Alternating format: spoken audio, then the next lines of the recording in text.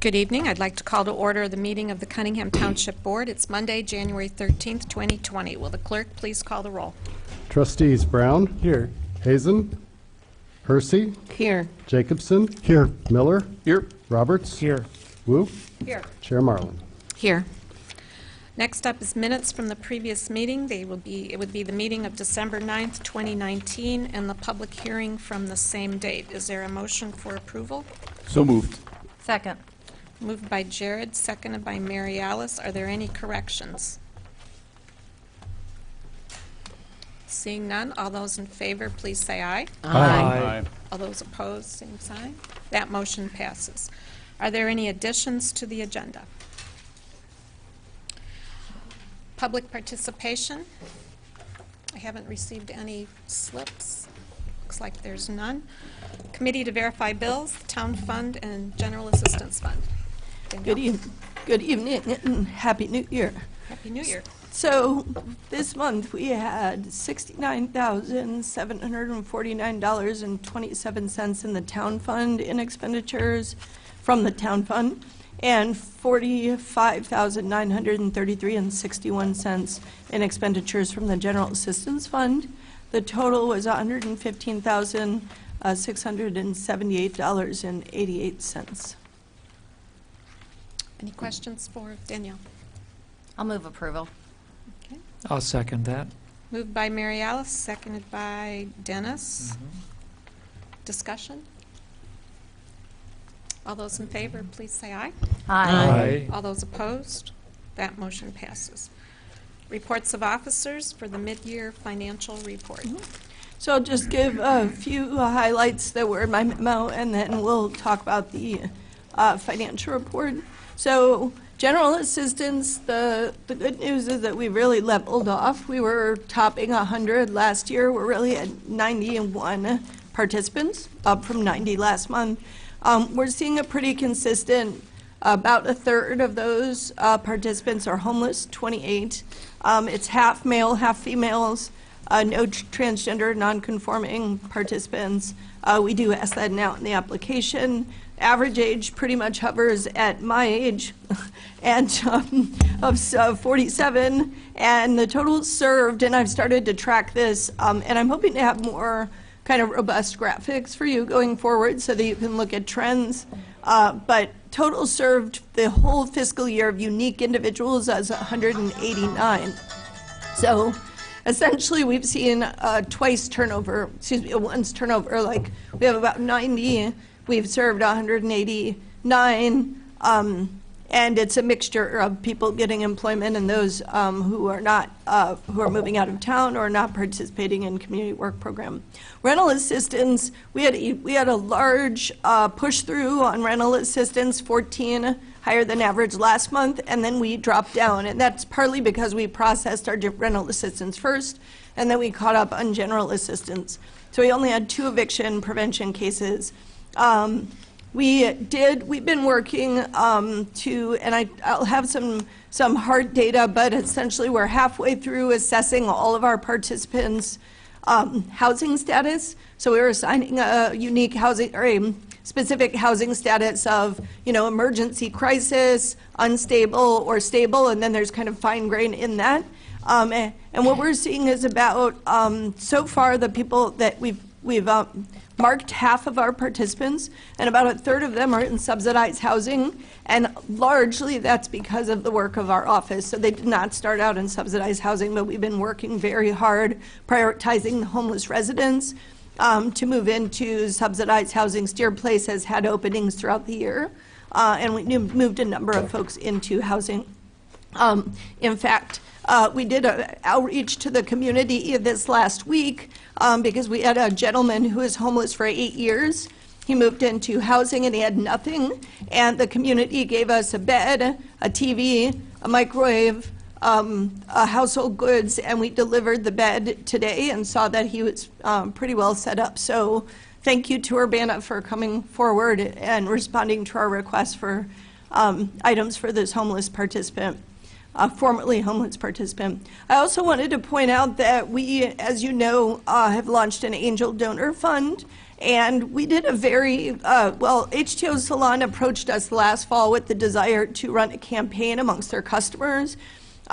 We ran a very modest social media campaign, and we have received $8,106.37 so far.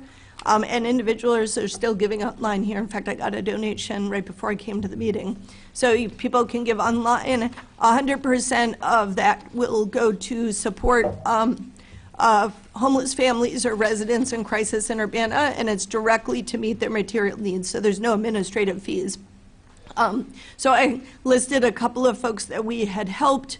We have one really fantastic success story just from this last month where we had a man with multiple criminal convictions. We accessed RPC's Job Club. We have a partnership with them, and there's a club that they go through and they learn how to build resumes and do interview skills.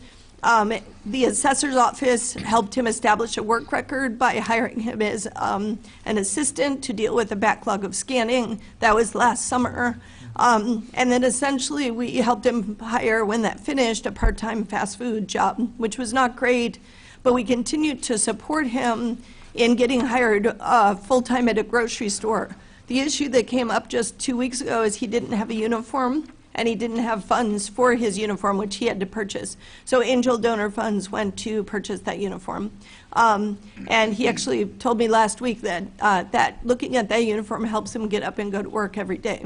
So thanks to the people of Urbana and the community for supporting our angel donor fund. General assistance changes. We are changing things in the new year. I was concerned with a large spike in cases over the summer, so I didn't change the assistance allocation until the budget had leveled off. As you'll see in our financial report, we're just at that 55% sweet spot, which is where we should be. I am increasing our standard assistance up to $300. This is in response to IDHS recommendations and also the recommendations of the supervisors of Illinois. It also closely matches the City of Champaign assistance levels. With that, we increase the work hours that are required from 20 to 24. That roughly represents, actually it's not roughly, it exactly represents $12.50 an hour. We are ensuring that people whose cases are closed, if they don't do their hours, must actually complete their hours before they can reapply. We have a housing cohort that we have launched of formerly homeless women, and they are here to help inform our policies and advise the township and also tell their stories to a wider audience. We had a December 7th exhibit with over 100 people in attendance. There's actually a video link if you'd like to watch some of the testimony. It's quite moving. The YMCA, University YMCA, reached out to us and asked us to repeat the exhibit. So I'd like to make a warm invitation to all of our town board members to join us Thursday, January 30th, from 5 to 7 p.m. at the University YMCA. There will be an opening with some spoken word, and you'll get to meet some members of our cohort. We're also gathering donations of winter outerwear, and we will continue to do that through the cold months. So please do bring your coats and hats and gloves and mittens by if you can. So that concludes the supervisor's memo. Is there any questions about that content before we move on to the financial report? Dennis? Yeah, I just was curious about the individual who had been homeless for 8 months, or 8 years rather, and did that person live in Urbana at all this time? Yeah, I mean, essentially folks who are homeless move throughout Champaign and Urbana, but he was homeless in Urbana at the time that he got on general assistance. Oh, but before also? He had been? Yes, yeah. yes, he's a community member. He's from here. As are honestly most of the people we work with. They're from our community. And there's, a number of folks that we've worked with who are chronically homeless. Yeah, Might be that's a 2, long run. 3, 5, 8 years. I worked with a woman who's been homeless for 10 years in Champaign, Urbana. Great success then for that man. Yeah, we had a huge celebration at staff meeting on Friday. We were so happy for him. And does it work out really well that they go into housing that's provided either through HUD or through the programs rather than finding individual apartments? Is that really, do you find people prefer the stability that offers, or does it matter to people? Well, I think, some people would prefer a housing choice voucher. The openings for that are very rare. As you might recall, the last opening was 3 weeks. There were only 1,500 people who could be placed on the wait list, and 5,200 households applied in a 3-week period. And the list can take up to 6 years for you to be placed in housing. So there are other housing opportunities that are specifically for people with disabilities or seniors. And what we're seeing is the homeless individuals aging into the senior housing, and then the voucher becomes available to them through either directly through HUD or more often through the Housing Authority. So Steer Place is specifically for seniors and the disabled. Okay, thanks. And honestly, we've heard nothing but great things about Steer Place from the participants. They are so incredibly happy. They are in tears when they get into Steer Place. It is like hitting, winning the jackpot. So, I think I've been to a funeral at Steer Place, and I go over there. I've been there multiple times, and I think there's a real sense of community at that location. Any other questions? Would you like to give the online where donations can be sure. made? Well, thank you, Diane. It's Cunningham.township.org, and on the side panel, you'll see a link to the Angel Donor Fund, and we did have one town board member contribute, but I haven't gotten his permission to say his name, but thank you. We really appreciate the community support, and especially H2O Salon. We just sent them a big thank you card. All right, shall we move on to the financial report then? Sure. So the financial report is actually more pedestrian than most. We're doing great. I'm going to highlight the places. There's just a few places where we're over, say, a 60-ish% where I would consider it would be worth noting. First off, income-wise, the SSI efforts that we are doing are paying off. We're almost at 200% of our budget, and we're only 55% through the year. Community generosity means that our donation level is over 200% of our budget, so it's just fantastic. And then payroll expenses, we're over because we've been putting our direct deposit of payroll there. That's, the budget was $616 and we're at $1,000. So essentially, that just reflects the direct deposit of payroll. The travel is over. It's 88%, although the training is under at 19%. I think when you saw this at the quarterly report, it's partly because of the way that we've been billed. We've been putting more under travel than training, but essentially if you balance, those two balance each other out. Our legal fees are at 110%. That's one area of particular interest. And I think Wayne can speak in part to that because it has a lot to do with the hospital exemption cases, including the continuance of, I know there were continued documentation in this fiscal year for Carl and then the OSF case. The current OSF case and the historic, I believe it's Presence case. The dues and, accounting, we're at 170%, and it's because our accounting support, so I now have an accountant coming in quarterly to basically help us do a quarterly close of the books. And honestly, I think that should most likely be allocated to to admin services, which are under, they're at 12%. So those two balance each other out, the audit services and the admin services, but they include both the audit and accounting. Our annual insurance is paid up front, so it's 100%, but we don't pay anything more. And then there were two contracts that we paid out. Honestly, we paid them out in June. It hit the books. We've authorized in June. They hit the books in July, and they're for last fiscal year. Otherwise, we're fine. And then I will point out it's only at 62%, but it is high under work and training supplies. We have a very high demand for bus passes. It's a game changer for our participants, but we are seeing a higher demand than expected for the MTD bus passes. I'm happy to answer any questions, but those are all the items where we're over that 60 or so %. Mary Alice.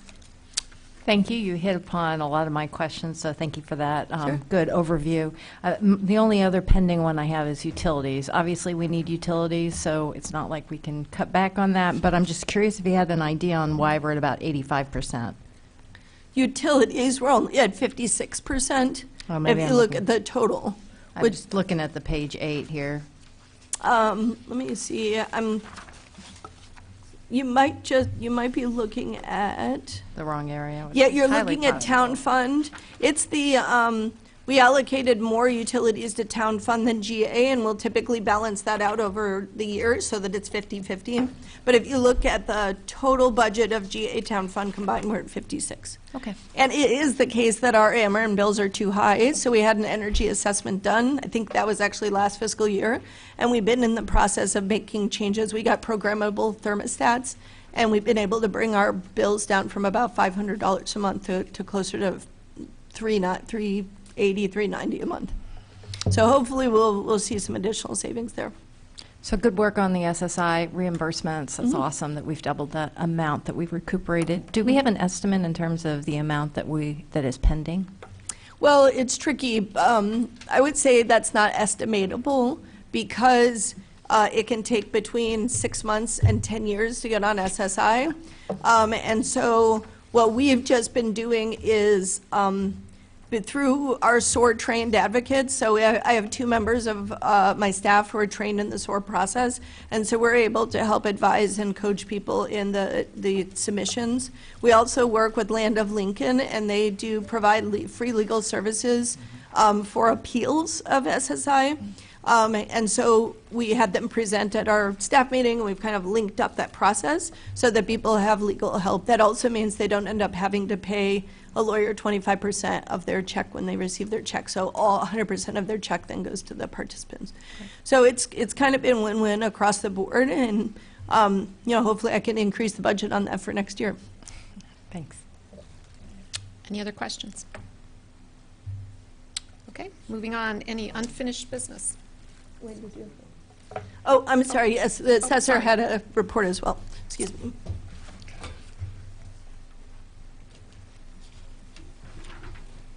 So actually, William is going to deliver the assessor report, and I can answer any questions. Good evening. Good evening. Hi. Long time. Okay. First, I want to start by saying Happy New Year. Pull your mic in. Happy New Year to you. Can you hear me now? Yes. Good. Okay. Happy New Year. Happy New Year. Today, I officially made a year in your community, so I'm kind of excited. The first thing I kind of want to really discuss is creating mass assessments without information. And the reason I say that, it's kind of similar to building a car or working on a car without having tools. I don't know if anybody's ever tried it. Sometimes slightly impossible, depending on how MacGyver-ish you can be. One of the things that we use in Georgia is something called Eagle View. And that's where they use these flights that pass over, and they give you your overview flights. They give you oblique imagery, which is from the sides. So a lot of times, if you can't get out to a property to verify some type of information, if you need a quick on-the-spot kind of an answer to kind of sway an opinion on something, you could view it right online. Now, in Georgia, they did these flights kind of like every year, but they would do it during like the fall. So the trees would kind of be bare so you could see the house, the complete surrounding of the house. One of the benefits of a software like this is you could also sketch a property directly from their software. So last week, there was a particular property that Wayne asked me to go view because he thought the card was wrong. Well, when you look using your Google imagery or anything, oh, it looks like the card is right. We thought the house was a one-story house. It wasn't a one-story house. It's a 1.25. No, it wasn't a 1.25. There was almost a complete second story on this particular property. And the garage had been added on to. Information that we wouldn't have known because these permits were from years ago. They did take out these permits which were closed, so it's in the office saying, okay, this job is done, but nobody collected the information. So now when we're going out to verify the information, we're kind of working harder because we're getting out here thinking, okay, these cards aren't matching up to what we're seeing, so it's causing us to have to resketch all new sketches as we go to these properties. So it's kind of making us a little slower than where I thought we would be.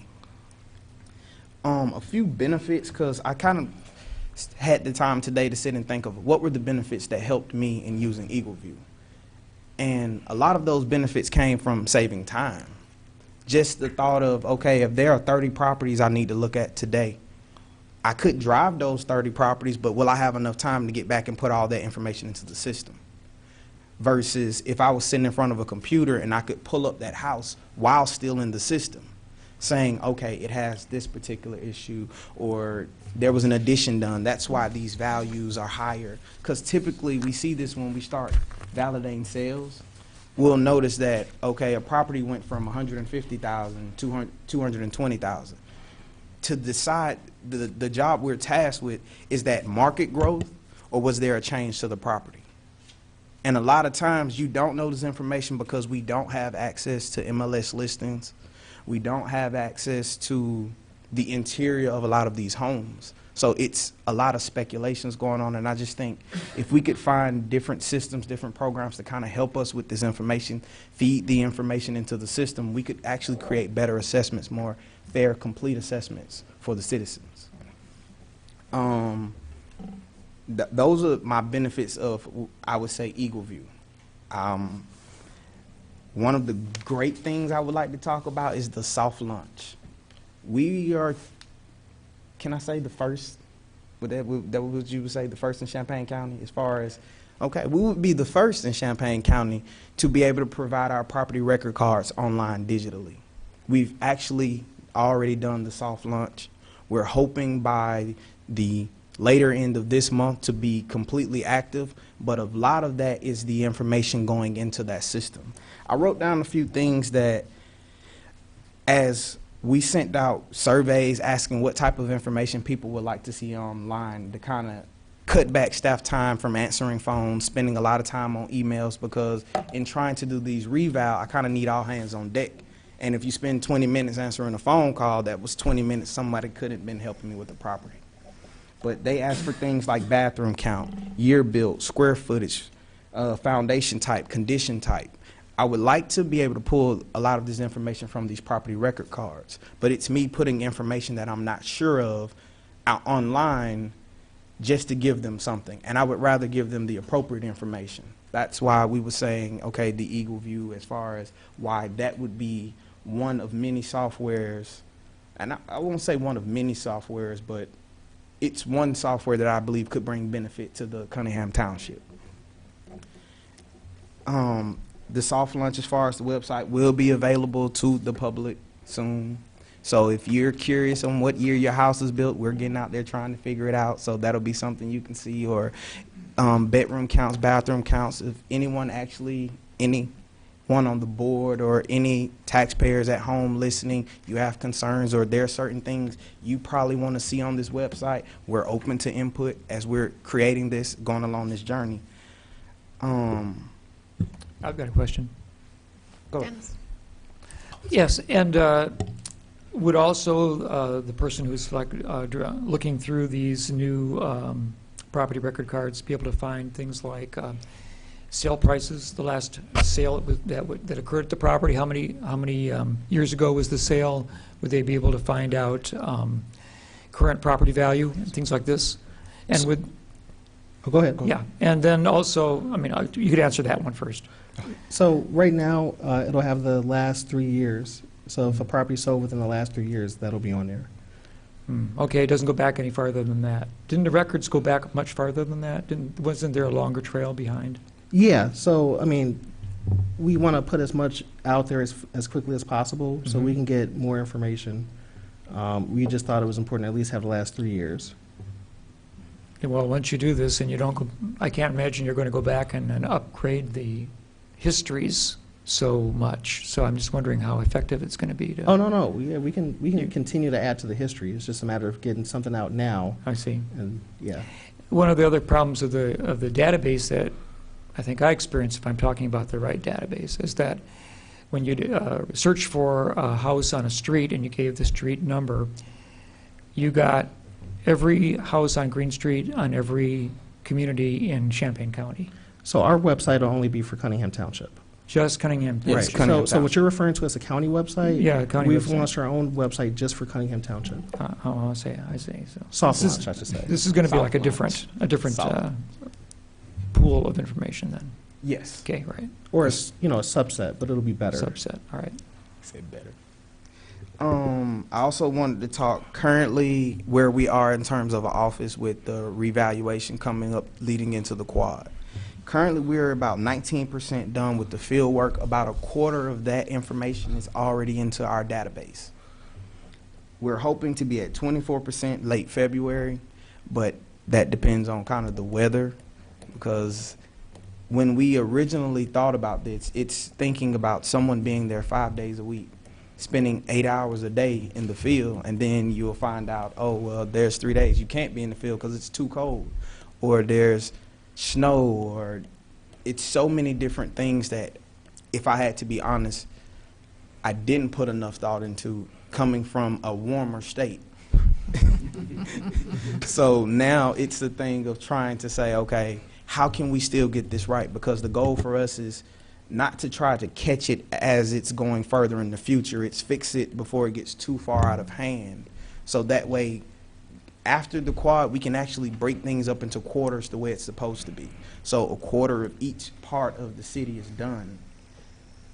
A year piece, a year. So that way it's not us spending a lot of time trying to do reassessments all at one time, all hands on deck. Hey, can we get interns?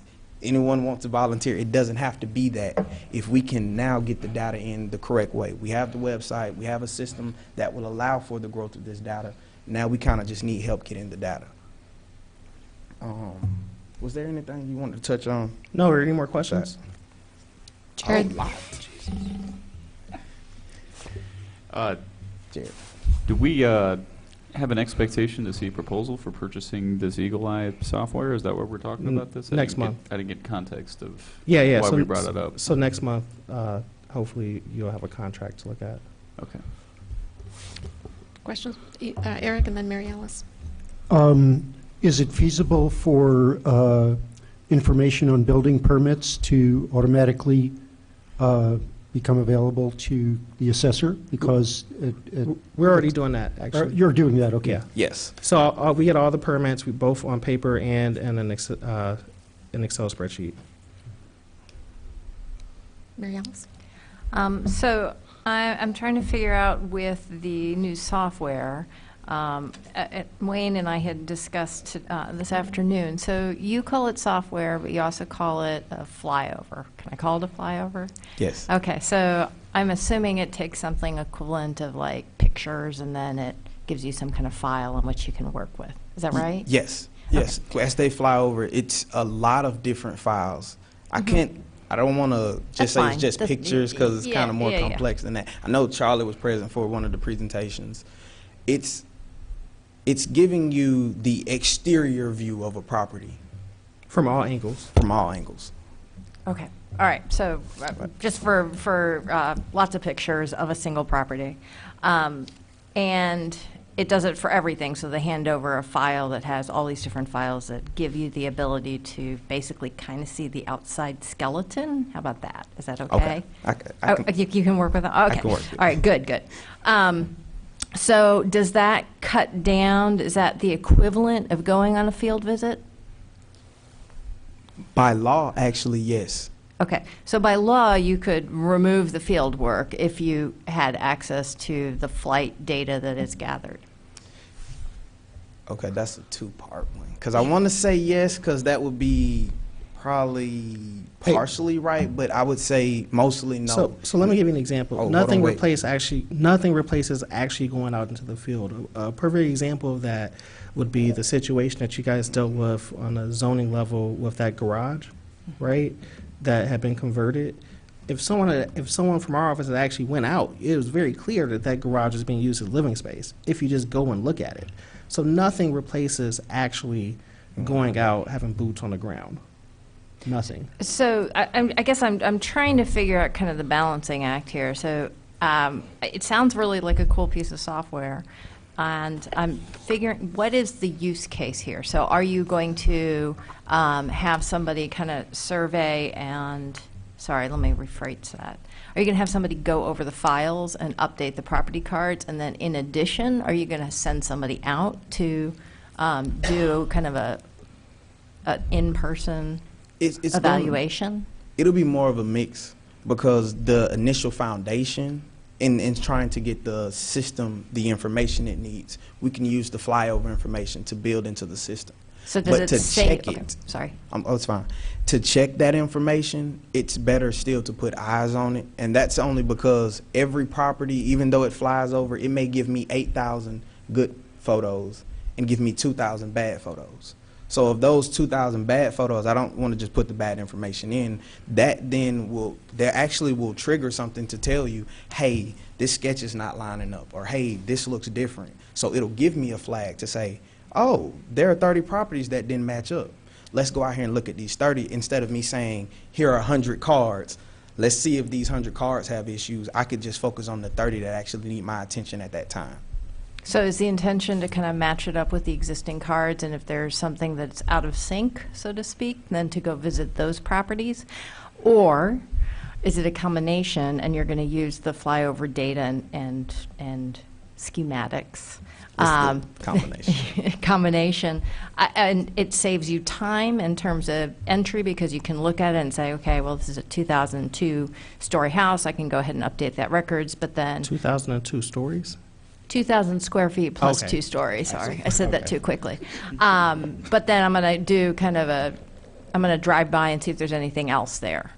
Because I am trying to figure out this, I'm hoping will save you staff time in terms of going out, recording everything that you need to record, because you've already had an opportunity to review the file, update what needs to be updated there, and do a final check. Is that, I'm just trying to figure out the workflow. Where I really believe it, in my opinion, it saves time is when it comes to validating sales. Because the sales actually come from the county and then they're imported into our system. We kind of, at first, were taking their word on sales, and now we're kind of looking at the sales slightly different, where it's like, if I had this particular software, I could pull up whatever I could find online, Googling the address. I could now pull up the imagery of this particular property, and I can make adjustments to all those sales if there are 300 sales, 400 sales, almost without having to go out into the field. So the field people, as far as getting the information that's on the ground, maybe a certain measurement to a porch or a deck that was added we didn't know about, and all of those things, more so the sale part of it, it'll cut in that time. Because the field people will still do their field work. But in terms of people like me, Wayne, or anyone higher up in administrative, they can't, okay, I don't want to say, Well, I'm too busy. Hold on, let me finish. I want to be available if someone has a question, or someone needs help with something, or there's a taxpayer that doesn't understand their senior exemption. With us having to go out into the field and also help our staff to pick up those properties, that's taken away from the time I'm in the office. And I would rather be in the office where I can answer that phone. I can still give you the assistance you deserve, but I never stopped working because I could look at that property from where I was. And if I'm not sure, then I pass it on and say, hey, can I get a field visit on this? Does this make sense? Because when I looked online, there are things that don't correlate. Now it needs that field visit. So it's more of when I say a really good combination, it's just figuring out how they will really work together. It's kind of going to be more of a trial and error because I've used the software. We've been in the field, but it still would be new to Urbana. So it's that thought. Okay. Any other questions? Sharice? Okay, what's the cost of the software? So we're still, we don't have it all the way quite yet, but we'll have it for you next It'll be month. next month. Okay, and will there be any privacy issues regarding this eagle view thing? Will No, people's... no will- more than data that's already collected by various third parties. Okay, say that again? No more than what's collected by other various third parties. Okay. No, I'm asking that because that could present an issue as far as, will taxpayers have the right to opt out of being eagle-eyed, or what's it called? Eagle view. Eagle-viewed, yeah. Will there be any, will you require, or will there be needed some kind of permission? Just, or anything like that? That's the first thing that popped in my mind with, you taking pictures of my house. I think the question is, can you demonstrate it next month? So that we can see exactly what the software What it sees and does. I think that can be arranged. Okay, But that it might may answer a not- lot of questions that we have. Something. Okay. Well, We'll have to work on the logistics, but I think that can be arranged. Yeah, I was just going to ask you, if you're using it, can you record it and bring it in and show how this works? How it or works. on some level? Just because the first thing came to mind with me was invading someone's privacy, one way or the other. And the other thing I wanted to ask, because you said you get all different views and different sides. Yes. So is this like a drone? No, it's a plane. It's a plane. It's a what? It's It's a an plane. actual airplane. Oh, okay. So it's an airplane. It's a spy plane. No, it's like No, it's like a Cessna. no. No, I'm just trying to get an idea. Seriously. No, it's like a Cessna. Oh, okay. So it's like a Google Earth plane. Yeah, as a matter of fact, Google Maps and Bing actually already uses companies like this to get their imagery. Okay. So my other question then is this: so how do you get different angles of the house? They, Like if you're looking straight down, because you're seeing a roof. So they how take the pictures how at will an you find angle. out if it's three? they take a picture at an angle as well. So like Bing already has that capability where you can kind of look around in a 3D way. Mm-hmm. So they're in the sky, but they're also like taking the picture like that. Okay. Okay. I'm just trying to understand how. I think a picture's worth 1,000 words. We'll look forward to seeing a demonstration. Dennis, did you have a question? Oh, I was just going to say that we already are, you can always look at your house and your neighbor's house on Google Earth, and there's nobody who's ever come by my house to ask for permission. And that's worldwide. Thank you. Anything else, William? Nothing from us. Okay, thank you. Thank you. Okay, moving on. Any unfinished business? There's none listed here. Under new business, we have resolution number T 2020-01-001R, which is a resolution authorizing an agreement with the City of Urbana granting a sidewalk easement, and this is related to the MCOR project. Yeah, so essentially to do the renovations to Green Street that started on Campus Town and have continued to Lincoln and now will go downtown. The city needs both a temporary easement, which is not before you tonight, it does not need town board approval, as well as a permanent easement.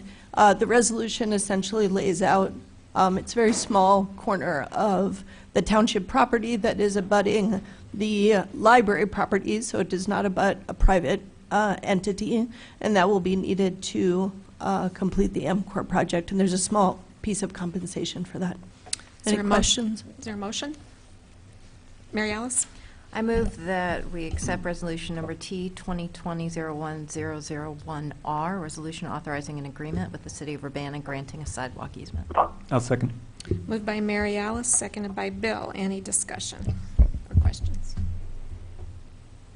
Did Jared, Was that a question? I heard someone on the phone. Is Dean? Dean, are you? Yes, Are you- I'm with you. Yep. Dean is with us. Beat me up, Scotty. Remotely. Any questions other than that?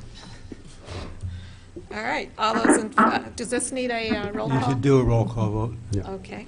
Will the clerk please call the roll? Trustees Brown? Yes. Hazen? Yes. Hersey? Yes. Jacobson? Yes. Miller? Yes. Roberts? Yes. Wu? Yes. That motion passes. Great. We look forward to to a new Green Street in front of our property. It's going to be a transformed Green Street. Yeah.